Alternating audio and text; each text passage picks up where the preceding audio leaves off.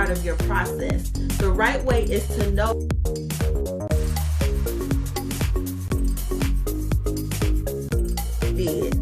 nobody's gonna do that willingly. Nobody's gonna get beat all night. Get on these lives enough as Christian. He went through for us. The sacrifice that he went through for us. He was gonna do that for people that spat at him, for people that would honor. It's such an honor to just get on here and talk about him. It's just such an honor. That's what we're supposed to be doing. This is evangelism.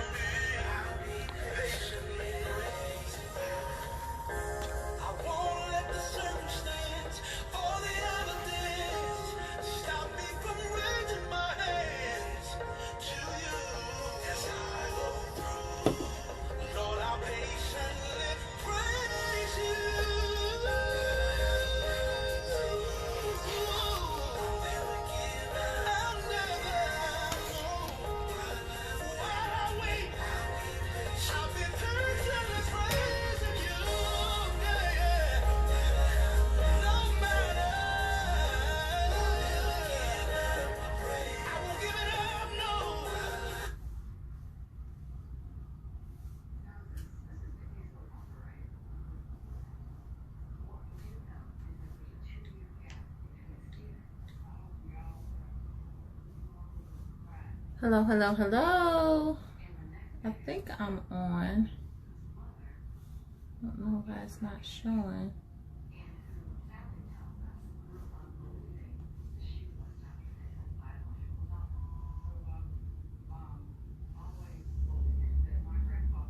Hey, can you guys see me?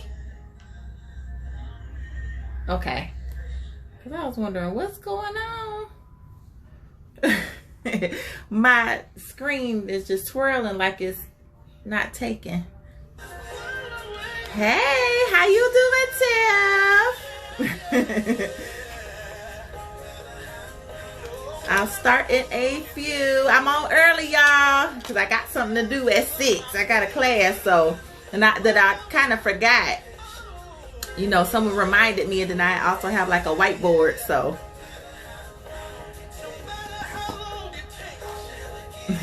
I'm good. It was kind of sluggish today coming back to work, you know, being off on yesterday. So then you get the days kind of confused.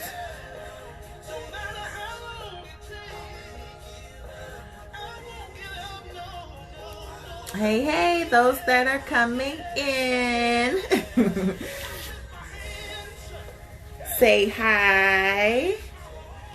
Hope you guys are having a good day. Welcome to, it's not Monday again, it's Tuesday, y'all. I'm like, I forgot it's a holiday yesterday. It's like, oh my God.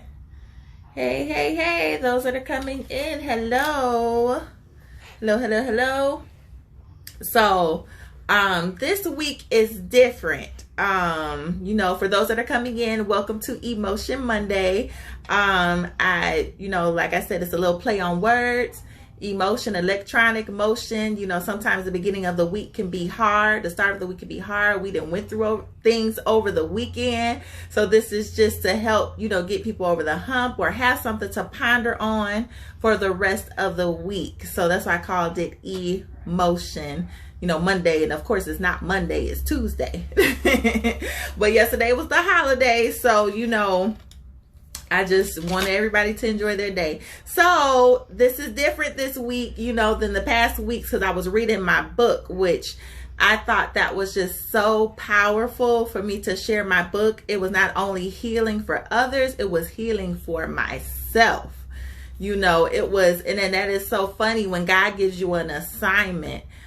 Usually it helps fix you and get you together as well too. So you know, hold on one second.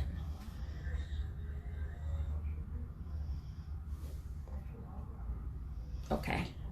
So then usually, you know, when God gives you something, you know, you're doing it for somebody else, but then, you know, it ends up helping you out. So that's when you're truly knowing that you're doing something of God, when it's not only helping others, it's also helping you, you know, get through, because, you know, your heart, you make your heart open so much to God and what he wants to do. That's the thing. It's like he'll make it a double exchange. So that was very powerful for me to read the book. So now I'm back on topics. So this week, God wanted me to share this with you all. So of course you see the title of it is You Can't Put That on Hold. Be careful what you sign up for. So I know you guys look at the title and just like, be careful what you sign up for. You know, I can't put a hold on that. What is this about? So this started from a dream that I had a long time ago. And this is just, I'm going to put a pin right here. When you guys have dreams, you know, you don't have to necessarily be a dreamer, but if God gives you a dream, or even if it's just something that you're dreaming, write it down. No matter what it is, I advise everyone to keep a journal next to you by your bedside. Keep a pad of paper. Keep track of what, you know, you see during the night. Keep track of what you dreams of, because some of them aren't always dreams from God. Some dreams are soulless dreams.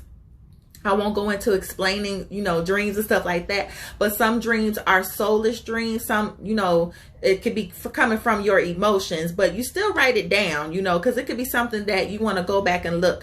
But if it's prayer requests, it's something that God is answering, with prophecy, you know, I wish I could show y'all. I could show y'all now.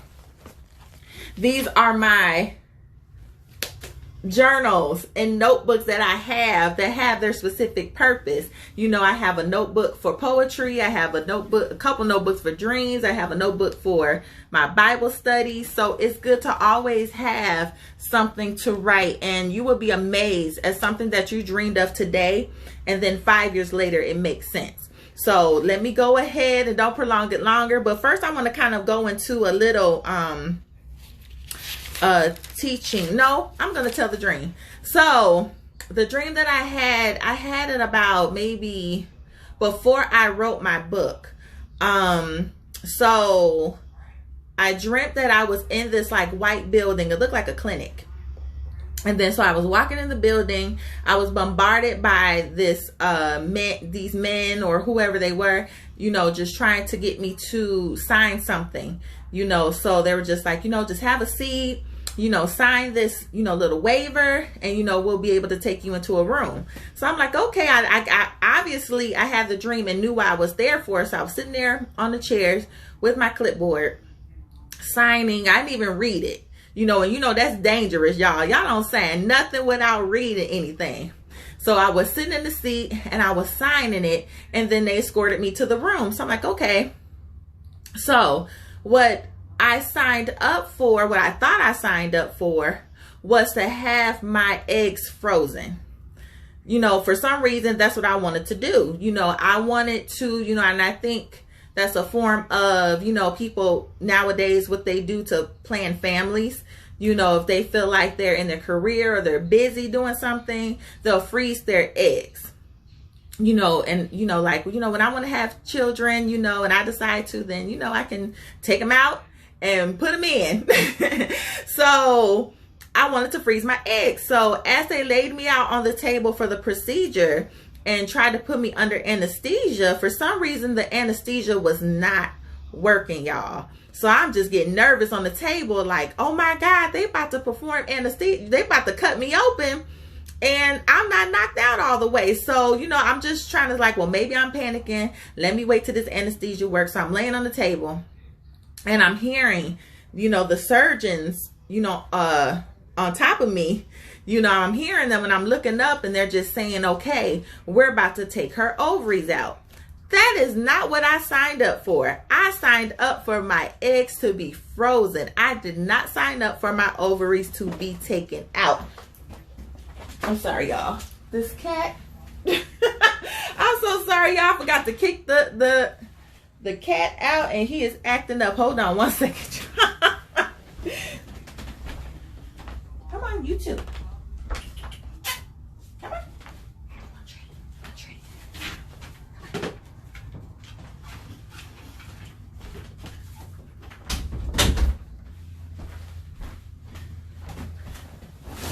Sorry, y'all, I got a farmhouse over here.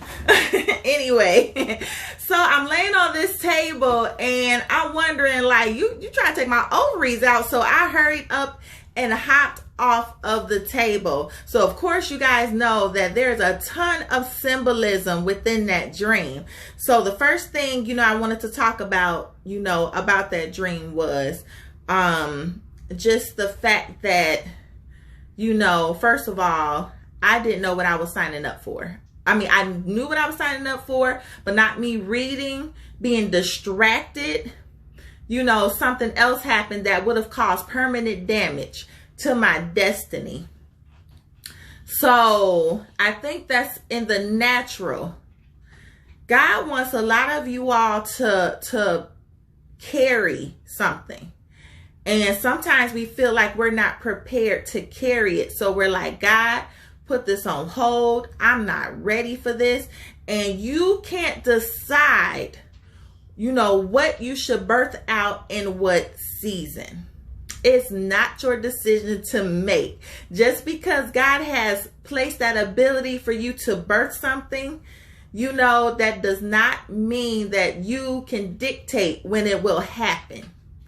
You have to consult with God and when that thing will be birthed, when that thing will be conceived. You can't put your eggs on hold like I had in my dream, and I'll redo the dream for those that are here. I dreamt that I was in this clinical room and I knew what I came for. So I'm distracted. I'm not reading the contract or whatever I'm signing. I sign it and then, the text take me into this medical room. I'm laying on the bed. The anesthesia that they're using is not able to knock me out. And I'm getting scared and panicking because I'm like, they'll cut me open and I'm wide awake. But yet I'm able to hear the conversations of the surgeons. They then were speaking about taking my ovaries out.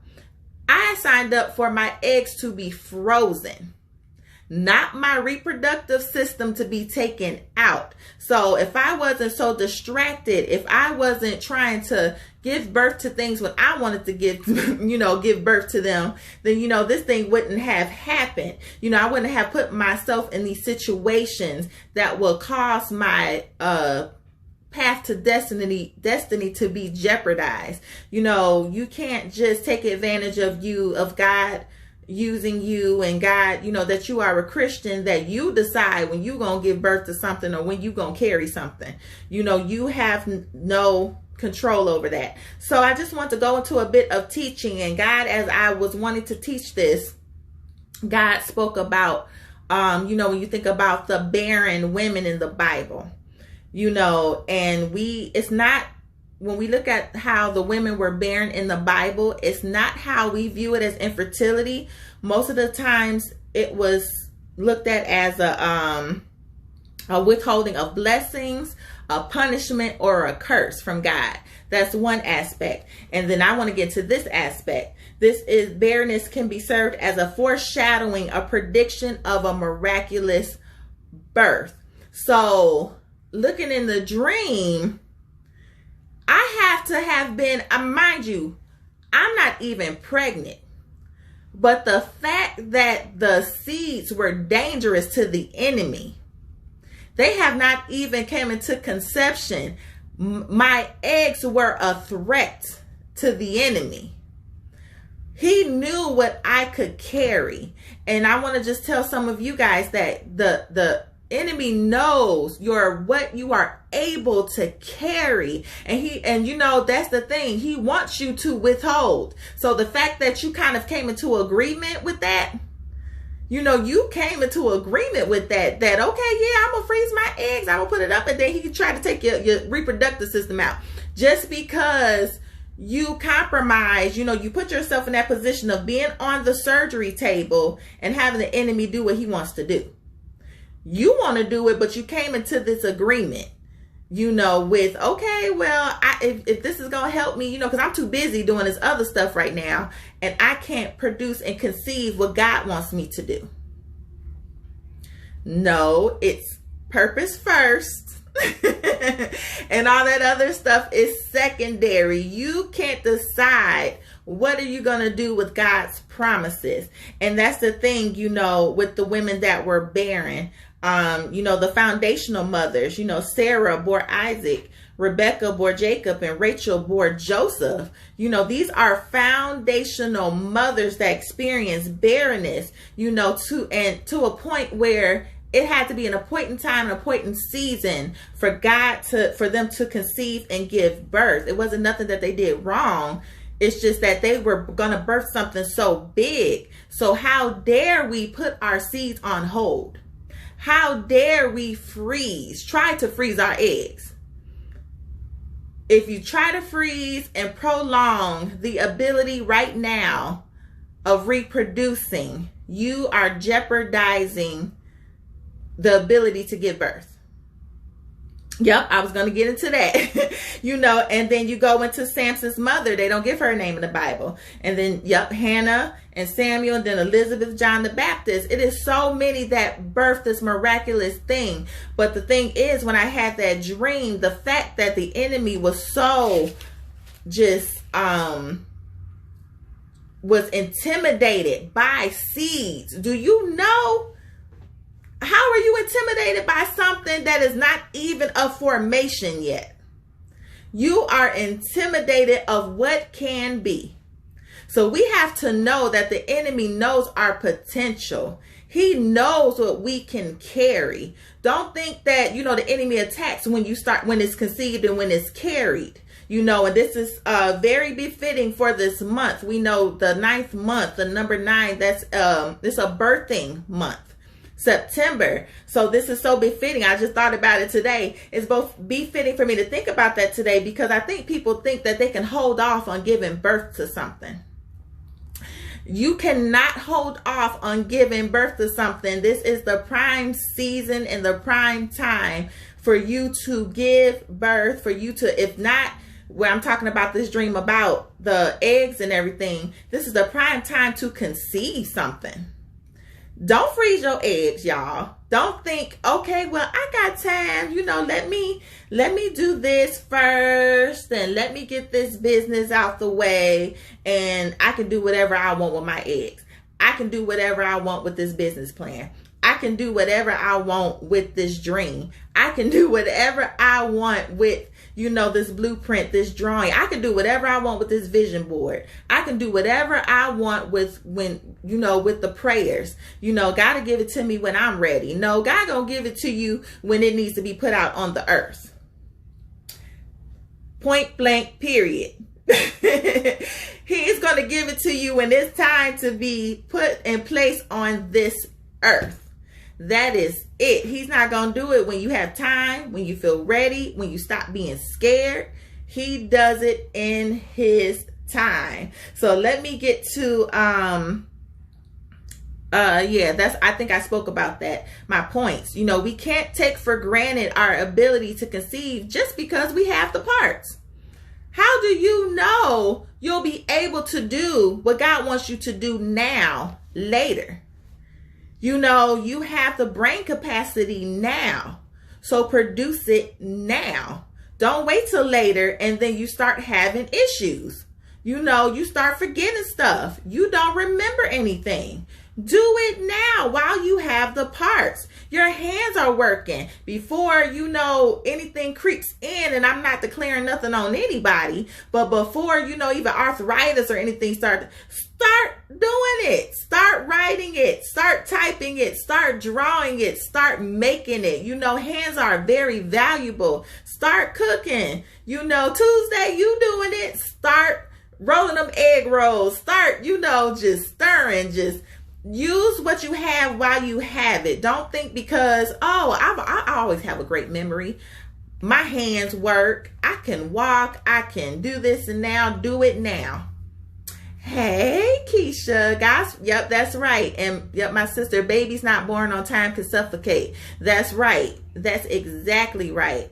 And Keisha, God's plan and timing always supersede our plans. Absolutely. He does not care if you're ready or not. So the fact in the dream that I tried to freeze my eggs, how arrogant is that? How arrogant? God, I ain't got time for that right now. I'm going to do it later.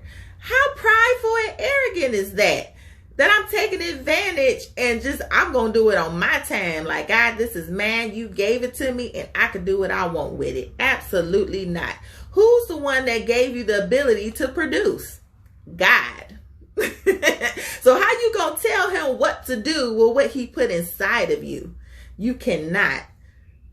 Yes, Tuesday, Lord, help us do it now. That should be our prayer. Lord, help us do it now. Give us the strength to do it now. Give us the boldness to do it today. Give us the direction to do it today. And then I wrote down, take advantage of the season that you're in. This season is such a fertile ground. It is such a prime season to get yourself together. Yep, Tuesday, all the gifts are his. None of it belong to us. None of it. None of it. So we can't dictate on what we gonna do or not. Take advantage of this season that you're in. This season of pandemic is for the saints. I'm telling you, it's for the saints. For those that said I didn't have time, or I was too busy, in church, or, I was doing so much. A lot of us are out of church. You can now focus on what you were supposed to focus on, that you were so distracted, of doing, and I know, I don't have kids, and so I can imagine how difficult it is with the e-learning.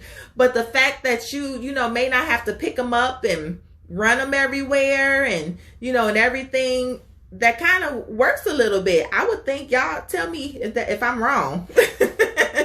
It's you just have to this season is a time of discipline. Definitely, I would say that even for myself. God is working some things out of me before he is launching me, about discipline and just organization, and, working on my confidence. Like, y'all, I started doing these videos and everything during the pandemic. I'm comfortable now, y'all. I'm comfortable in this office and sitting in front of y'all. Talking to y'all. I was so nervous. I would dread coming on this thing. I'm like, I don't know what I'm gonna say. Well, what if I'm stuttering? Well, if I just forget what to say? No, the thing is, let God do. And I'm glad, Minister Keisha, I'm so glad you on here, because I just want to give you your accolades on this. I don't know if you remember, I came to you when I had problems praying out loud. I came to you because I'm like, I don't know what's going on. You said you think too much. And I was like, I do think too much. And from then on, I'm telling you, Keisha, from then on, I said, God, you know what? I'm going to let you do what you do. I'm just going to show up and you going to speak. And that's it. I said, you going to show up. I'm going to show up and you going to speak. And if I sound stupid, it's because of you. Like, my mind is on rest. So if I don't, hey, I'm here. You speak through me. And that helped my confidence so much, because as people were, getting healed, from maybe the things that God has given me, it built my confidence up. And, that was good, because God told me to talk directly to you. Praise God. And then I have another point. God has a time for you to give birth. You can't control it. That's just like with a pregnancy. Yes, they got this little grid and time and tell you, okay, 9 months you're gonna conceive. But how many know babies come out when they want to? You can't even control. I mean, you could control conception to a certain point, but when God wants something to be conceived, it's going to happen. It does not matter. If it's supposed to be here, if it has, a purpose to be on this earth, it's going to come. You can't control it. How much, I think we think medical science think they control so much, which I thank God for the medical field. I thank God, but sometimes they can get into this God complex. And all actuality, it's God that's in control. Okay, then my another point I wrote is holding off on what God has commanded you to give birth will allow the enemy to come in. The longer that you hold off on it, the more that the enemy can distract you. If you're holding off on things they told you to give birth, the more he's going to start adding stuff, to it. He's going to add, maybe extra duties on the job, your shift change. When now is the time to do it, when he's give you ample opportunity. That's just like, I can say, for example, me working from home. I already knew what it was. It was comfortable for me, but God said, I'm sending you home so you can focus on what I want you to do. You have no excuses anymore. You can't say that you're tired. You can't say that, hey, I got to catch a train and I can't do nothing at work. I can't do that. You ain't got that excuse anymore. You sit in your office all day. You're working a job that you can do in your sleep. You can do your work and you can do my work at the same time. I promise you, y'all. And I already knew what it was. He was just like that. This is for your development. Don't get comfortable. And somebody prophesied that over me. They said, don't get comfortable. You gonna have your own office, whatever. I'm telling y'all, one of the ones I have written down. You gonna have your own office. And I'm just like, duh. In my mind, I'm like, duh, I got a home office. And then he turned around and said, no, it's gonna be away from here. So that is so funny, because I was like, here come this dude telling me I'm gonna have my own office. Duh, I do have it. But he said, no, away from here. I was like, God, I'm gonna be careful about my thoughts. Hey, Elder Simone, that's true. It's when God places a demand on whatever, it will come forth and not a moment sooner. That's right. So if some of you guys are feeling that push, you're feeling that push. You're feeling those labor pains. You're feeling them. You can't just say, oh, wait, I ain't ready. No, it's coming. It's coming. It is coming. That's just like when God, why I'm talking about the eggs and everything in my dream. If you guys missed my dream, you can watch the replay and rewind it to the beginning. I'm talking about my dream where I went in to try to freeze my eggs, and what ended up happening was the surgeons tried to steal my reproductive system. They tried to steal my ovaries out of me. And I got so distracted, I didn't know what I was signing up for. They was trying to steal my ability to reproduce. And the fact that the enemy tried to cut it off, it wasn't even conceived yet, not a conception yet. And the enemy is afraid of what you can possibly conceive. Who gets afraid over a possibility? Sometimes, the enemy and maybe certain people around you, they get intimidated by the possibility of what you can become. Ain't that crazy, y'all? You get mad, you getting intimidated by my potential. Some of you guys, some people may be intimidated by your potential. What God has put inside of you is that serious. So the other point that I have, don't allow people to distract you from birthing or sabotage your chances of birthing. I would say even also sabotage your chances of conceiving. Some people may distract you from taking a class. That can be the thing that will help you become, a great, a writer, can help you get in the business of real estate. Can help you, get you to the next level. Some people may talk to you and be like, well, why are you taking that class? And why are you going through all of this? And why are you taking all these years of school? And why you got to go back and get this? And why you got to go back and get that? You can't listen to them, and you can't have them, you trying to study. You trying to get your credentials. You're trying to get something. And they're telling you, you don't need all of that. Come out with us. Come hang out with us. You know, you'll be fine by yourself. You don't need all of that. What you trying to get? You can't listen to people like that. You know, they're going to distract you from conceiving, you know. And I wrote down, this is the last point, and I think I talked about it. Sometimes people can see your potential before you do. So the fact, you know, like I said, laid out on the table, I want to freeze my ovaries, my eggs, because I wasn't ready. I wasn't ready. And like I said, this happened before I wrote my book. I wasn't ready to write my book. I mean, I knew he wanted me to do it, but I felt like I wasn't ready to write it. So that's all that I had, you guys. Did you guys have any questions? And like I said, I just want to encourage you guys, you know, as the title says, you cannot put that on hold. Only you all know what that is. God has told you what that is. You can't hold it no more. That's the word that he has given me to give you guys. You can't put that on hold. Yes, Keisha, true. We often don't embrace, nurture our potential. We minimize the gifts that we have. We do. And it's so easy to do that. Because I always say it, because if it's something that you do so easily, you diminish it. You know, I'm a writer. That's a gift that I have. And sometimes because I can do it, I'm just like, everybody can write like this. Nothing special about what I'm writing about. But then, you know, if you see people reading it and, you know, whatever, like, no, like this is them. I'm like, really? Like, it didn't take me long to write that. You know, you get familiar with yourself. You get common, you know, with yourself, because you do it so easily, especially if you know, you may be an encourager. A lot of people surprisingly don't know how to push anybody.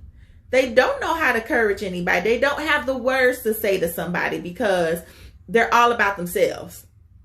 They're all about, you know, what they feel and, well, what's somebody going to do for me? But it takes a lot for somebody to encourage someone, even when they're going through stuff themselves. So I just wanted to say that and reiterate that point. You can't put that on hold. I want you guys to go ahead and start planning, start writing down, you know, what God has told you. And now that you know that you can't put that on hold, be careful of the distractions that will come just because you're about to act on it, because you're about to walk in it, because you're about to follow through. Here comes the distractions. Here comes the enemy. Here it comes. Confirmation, I can no longer keep putting what God has deposited on the back burner. If efforts of pushing others. Thank you. Yep. Elder Simone, do it. Do it. Don't put it on hold. It really helps because the enemy always putting fear in minds to make us quit. Yep. Once you decide, okay, God, I know you told me this. And then, yep, here comes the fear. You can't imagine yourself doing it. And then, but see, you saying the wrong thing already. Death and life comes in the power of the tongue. The best thing to say is, God, show me. Yes, the follow through is hard, Keisha. It is so hard because then it seems like everything is coming out of everywhere. Like, why can't I stay focused? Why is everything keep coming up? And I'm trying to do this. I promise you. And then you start getting scared, and then you start looking at everybody that may be doing the same thing that you're doing. And then you feel like you're not good enough to do it. You know, stop comparing yourself. Some people, you know, sometimes the best thing is to, like I do this, with social media, I try my best not to scroll so much. I may do a couple scrolls, and if I feel like I'm getting too engulfed or I feel myself kind of comparing a little bit, I'm like, okay, it's time for me to get off of here. Because then, you know, that spirit of, you know, you'll just start to just compare, and then you'll start to diminish your gifting and diminish what God has, you know, put in you, and you don't think it's good enough just because you're just starting out.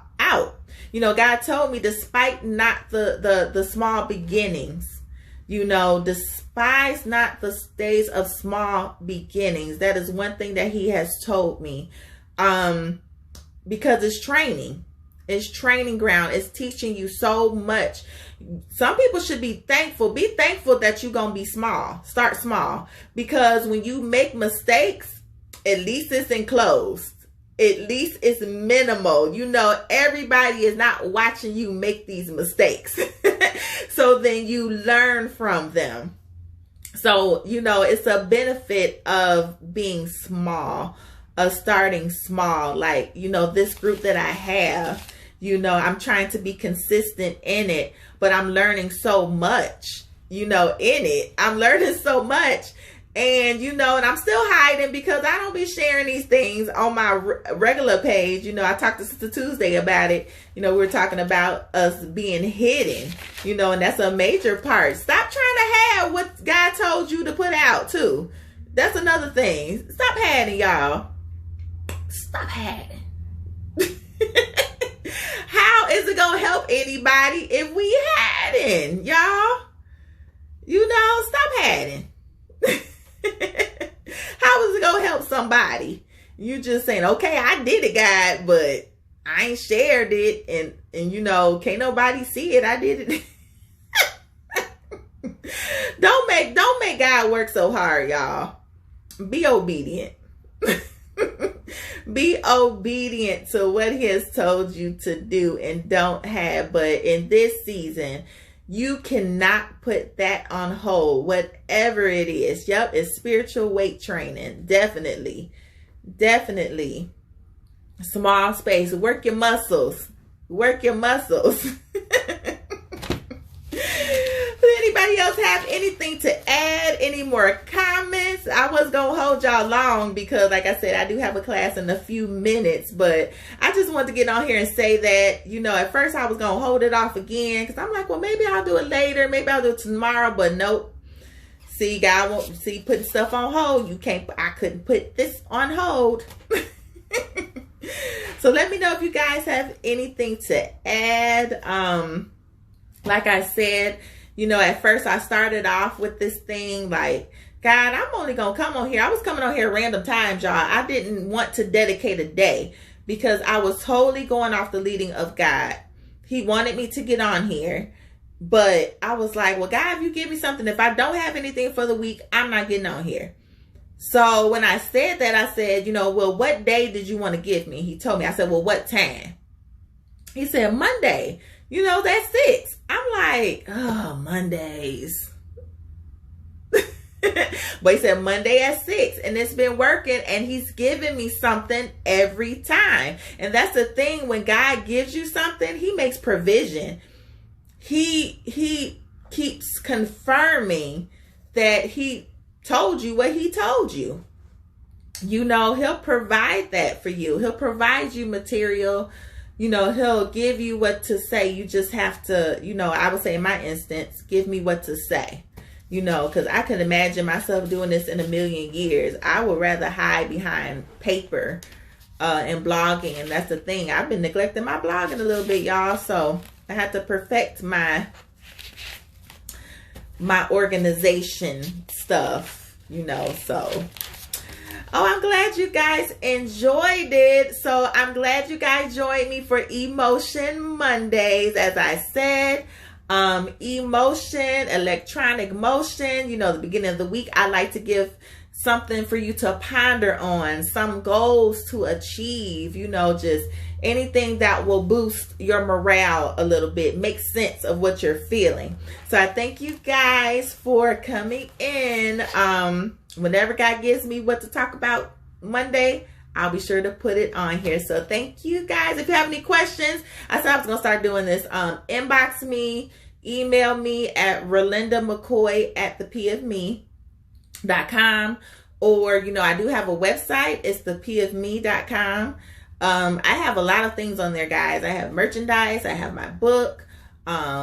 You know, anything. I'm going to start adding sweatshirts and, you know, all kinds of things because God gives me tons of ideas. And like I said, when I tell y'all, for y'all that missed it, these are like my notebooks. These are prophecies. These are dreams. These are poetry. I have a ton.